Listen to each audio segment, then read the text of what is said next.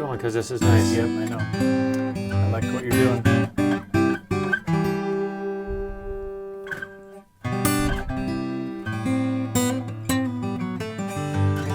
No, I'll stop there. Quentin, This one's nice. love it. You played exactly what I wanted you to play on that. Oh, And nice. I'm going to explain why. Thanks for being here, Quentin. Welcome, bet. everybody. Paul, Music Villa, Bozeman, Montana, and Billings, Montana.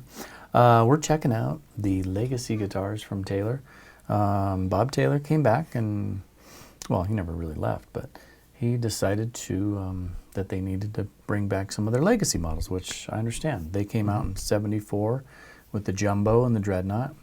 '84, they came out with a Grand Concert, which was their new design at the time. That was their small body. That was a cool guitar too. I gotta find one of those. I think it really introduced that, you know, like a playability and this unique small navigable guitar that wasn't a Dreadnought, wasn't a Jumbo, wasn't parlor guitar, but it was this kind of... And it captured a lot of players, a lot of fingerstyle players. Then they go to, I think, about '94, I think, and the Grand Auditorium comes out. Okay, this guitar, I mean, I can remember this one because I was working at the store back in those days when these started coming out, and this was a game changer, like in the guitar world, I think. It was for me at the store there, and everyone, you know, in Bozeman, we were selling these, and this is the 514, right? Mahogany, cedar top. Wonderful guitar, cutaway. But this was, when this came out, it was just, well, it was beautiful guitar, and it captured fingerstyle players. Like what you just played in the beginning, you know, it was just like, that's what this thing, all really these Grand Auditoriums, they started getting like, God, we had clinics at the old store. Chris Proctor and all these guys that were like, you know, I had no idea who any of them were at the time. But I didn't even realize there was a world of like all of these fingerstyle really solo guitar guys at the time, you know. So, but they were doing tours, and Taylor had all these guys playing their guitars, and they'd come through and do a tour or a clinic in the store. And so, anyways, great guitar. But the other thing with this one too, I was reading something on the, you know, we did this little interview with Bob about these. And they were talking about how some of these went down to Nashville, and they were in all these recording studios down there, and it kind of became a favorite for the session players, for the session guys, and just recorded really well. And right when you were playing, I could kind of tell it was like, it's got a good sound. Yeah. Well, I mean, I dig it. I don't know what else to say. It's a fingerstyle guitar too, right? Doesn't it? I mean, Is. When you play it that way, it just sounds. I associate, you know, cutaways and what I consider thinner, smaller bodies as generally fingerstyle. But I mean, you put this in the hands of, you know, any accomplished player, they're going to extract tone, whether they're fingerstyle or picking or whatever. But yeah, I don't know what to say. I really like these legacy models. I mean, they're the X-bracing, right? Yeah.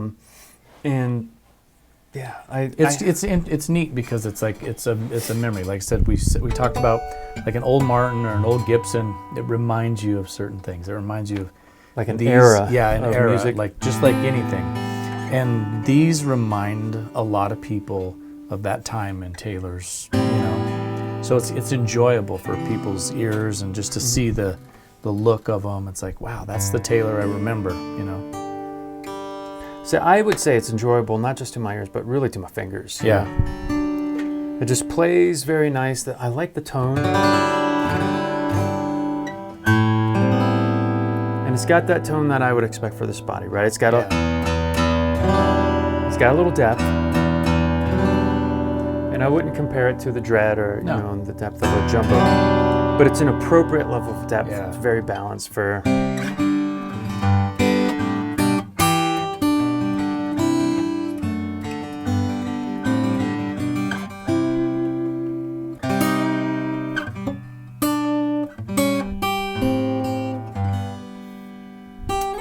Yeah, it's nice.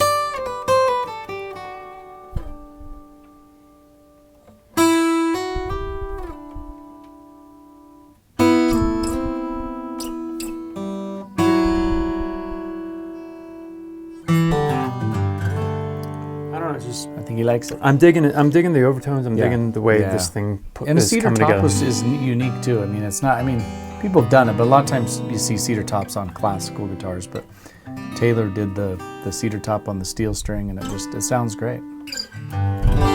Yeah, There it is. These legacies are.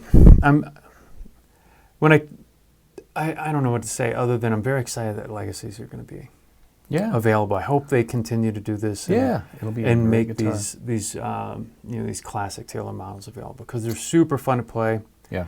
And I just think there's so many applications. A lot of guitar players are going to really appreciate picking these things up and reacquainting themselves. Yeah, I think so too.